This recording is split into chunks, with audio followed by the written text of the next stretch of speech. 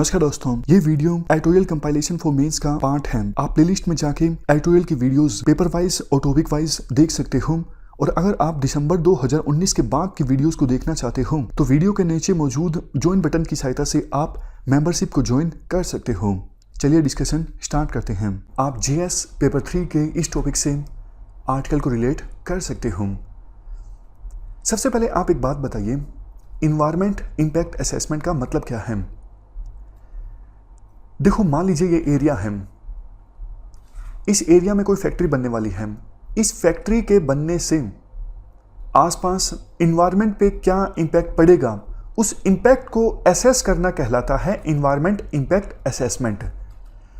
ताकि पहले से पता लगाया जा सके कि इन्वायरमेंट पे ज़्यादा अगर इंपैक्ट पड़ेगा तो उस प्रोजेक्ट को आगे बढ़ने से रोका जाए। हमारे देश में 1994 में सबसे पहले इन्वायरमेंटल इंपैक्ट असेसमेंट से संबंधित रूल्स बने थे। कौन से एक्ट के अंतर्गत, ये प्रीलिम के लिए इंपॉर्टेंट है। एक्ट का नाम है इन्वायरमेंट प्रोटेक्शन एक्ट 1986। तो 1994 के इन नॉर्म्स के अनुसार कुछ सेक्टर्स जैसे mining, thermal power plants, ports, airports, atomic energy, इन सब से संबंधित अगर कोई प्रोजेक्ट होगा और वो एक लिमिट से बड़ा है तो उसके लिए पहले क्लियरेंस लेनी पड़ेगी, तभी प्रोजेक्ट पे काम स्टार्ट हो सकता है। लेकिन देखो, ये जो नोटिफिकेशन आई थी 1994 में, इसमें बार बार अमेंडमेंट किया गया। इस वजह से इम्प्लीमेंटेशन इस नोटिफिकेशन का ठीक से नहीं हो सका। तो फिर कॉर्पोरेट सेक्टर के जो लोग थे वो विरोध भी करने लगे थे कि आप इस नोटिफिकेशन को थोड़ा डाइल्यूट कीजिए, डेवलपमेंट में बहुत दिक्कत आ रही है, नए प्रोजेक्ट्स इस्टेब्लिश नहीं हो पा रहे हैं। तो कॉर्पोरेट सेक्टर के दबाव के चलते 2006 में नए रूल्स आए थे। और आयरनी देखिए, जो इन्वायरमेंट एक्टिविस्ट हैं उनके बजाय कॉर्पोरेट प्रेशर था, तब 2006 में ये रूल्स आए थे। नए ड्राफ्ट में कोशिश की गई कि प्रोसेस को डिसेंट्रलाइज किया जाए। अप्रेजल कमेटी का प्रोविजन किया गया था, सेंटर लेवल पे भी और स्टेट लेवल पे भी।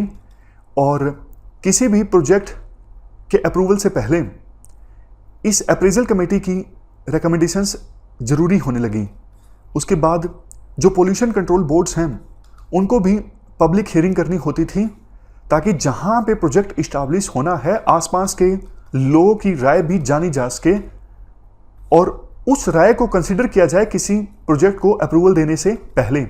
तो ये थे 2006 के रूल्स। हालांकि देखो, इन रूल्स में भी बहुत सारी दिक्कतें थी। जैसे जो final environment impact assessment report है उसको पब्लिक के सामने नहीं रखा जाता था बहुत बार, और इंडिपेंडेंट जुडिशियल रिव्यू का स्कोप काफ़ी कम था। काफ़ी बार ये पूरी जो प्रोसेस है बहुत जल्दी से एक्सेलरेट कर दी जाती थी, यानी जो जरूरी स्टेप्स फॉलो करने होते हैं, जैसे पोल्यूशन कंट्रोल बोर्ड जन सुनवाई करेगा, अप्रेजल कमेटी अप्रेज करेगी, सारे स्टेप्स बिल्कुल जल्दी जल्दी हो जाते थे और प्रोसेस को अच्छे से फॉलो नहीं किया जाता था। इसके अलावा कोर्ट्स के सामने जब चैलेंज किया जाता था तो कोर्ट्स असेसमेंट अथॉरिटीज़ के व्यू को ही ज़्यादा प्रेफरेंस देती थी।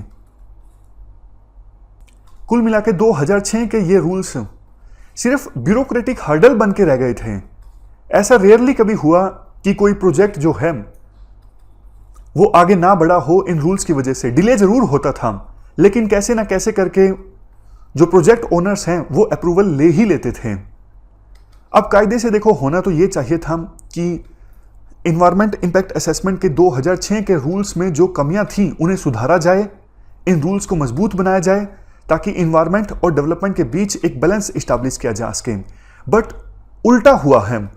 अब कोविड-19 की महामारी की सिचुएशन में सरकार ने इन्वायरमेंट इंपैक्ट असेसमेंट से संबंधित नया ड्राफ्ट पब्लिक के सामने रखा है और इसमें बहुत सारी कमियां हैं। कोशिश सरकार ये कर रही है कि मार्च से पहले जब ये महामारी नहीं आई थी वैसी सिचुएशन फिर से रिस्टोर की जाए और डेवलपमेंट प्रोजेक्ट्स फिर से चलने लगे, बल्कि तेज गति से चलने लगे। बट देखो, सरकार को यह समझने की आवश्यकता है कि मार्च से पहले जो नॉर्मल था वो नॉर्मल नहीं था, वो नॉर्मल हमारा दुश्मन था। उसकी वजह से ही तो एनवायरनमेंट को नुकसान पहुंचा और ये महामारी आई। बट आप उस पर ध्यान देने के बजाय एनवायरनमेंट के रूल्स को और ज्यादा कमजोर कर रहे हो।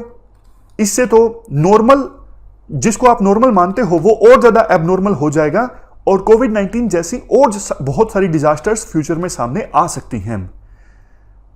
ड्राफ्ट में कौन से ऐसे पॉइंट्स हैं जिनका क्रिटिसिज्म किया जा रहा है? वैसे ये पॉइंट्स आप ऑलरेडी डिस्कस कर ही चुके हो। कुछ इंडस्ट्रीज जिनको 2006 की नोटिफिकेशन के अनुसार एक्सपर्ट अप्रेजल कमेटी की रिकमेंडेशन चाहिए होती थी अप्रूवल लेने के लिए, न्यू नोटिफिकेशन के अनुसार अब इसको बहुत ज़्यादा डाइल्यूट कर दिया गया है। जैसे aerial ropeways, metallurgical industries, irrigation projects, ये ऐसी चीज़ें हैं जिनको अप्रूवल मिलने से पहले एक्सपर्ट अप्रेजल कमेटी छानबीन करती थी, तब जाके इनको अप्रूवल मिलता था। बट अब नए नोटिफिकेशन के अनुसार नॉर्म्स को बहुत ज़्यादा डाइल्यूट कर दिया गया है। नई नोटिफिकेशन देखो, एक्सपर्ट अप्रेजल कमेटी को मजबूत करने के लिए कुछ नहीं करती है, जबकि इस कमेटी के ऊपर रिस्पॉन्सिबिलिटी काफ़ी ज़्यादा है, क्योंकि इसी कमेटी की रिकमेंडेशन के बाद किसी प्रोजेक्ट को अप्रूवल मिलता है या फिर नहीं मिलता है। नेक्स्ट पॉइंट, इवन देखो पब्लिक कंसल्टेशन की आवश्यकता को भी बहुत ज़्यादा डाइल्यूट कर दिया गया है। ये एक बहुत ज़्यादा इंपॉर्टेंट प्रोविज़न था 2006 की नोटिफिकेशन में, लेकिन अब इस प्रोविज़न को भी नए ड्राफ्ट में कमज़ोर कर दिया गया है। सबसे लास्ट में काफ़ी देखो हैरानी की बात है, अगर कोई प्रोजेक्ट इस्टेब्लिश हो जाता है बिना अप्रूवल लिए, बिना एनवायरनमेंट क्लियरेंस लिए, तो भी बाद में उस पर फाइन लगा दिया जाएगा, लेकिन अप्रूवल को कैंसिल नहीं किया जाएगा। सोच के देखिए, फिर तो सारे जो प्रोजेक्ट ओनर्स हैं वो अपना प्रोजेक्ट इस्टेब्लिश कर ही लेंगे, क्योंकि उनको पता है अगर बाद में हमें क्लियरेंस नहीं भी मिली तो फाइन ही लगेगा ज़्यादा से ज़्यादा, इससे ज़्यादा तो कुछ नहीं होगा, फाइन हम पे कर देंगे। बट देखो एनवायरनमेंट को तो नुकसान हो चुका होगा ना, समझ गए? तो ये भी काफ़ी बड़ा नुकसान है कि पोस्ट फैक्टो क्लियरेंस मिलना, प्रोजेक्ट इस्टेब्लिश होने के बाद क्लियरेंस लेना। लास्ट में आर्टिकल में ये कहा जाता है, देखो हमारे जो इकोनॉमिक सॉल्यूशंस हैं वो इन्वायरमेंट से अलग नहीं हो सकते। हम इन्वायरमेंट में रहते हैं तो हमारे इकोनॉमिक सॉल्यूशंस इस प्रकार के होने चाहिए कि आसपास का जो इन्वायरमेंट है वो प्रोटेक्ट रहे, तभी वो इकोनॉमिक सॉल्यूशंस लॉन्ग टर्म के लिए वायबल रहेंगे। अदरवाइज तो वही बात कि आने वाले समय में भी इस प्रकार की और महामारियां या फिर और डिजास्टर्स देखने को मिलेंगे। तो ये थी हमारी आज की डिस्कशन। इस डिस्कशन में फिलहाल इतना ही है। Thank you very much for discussion.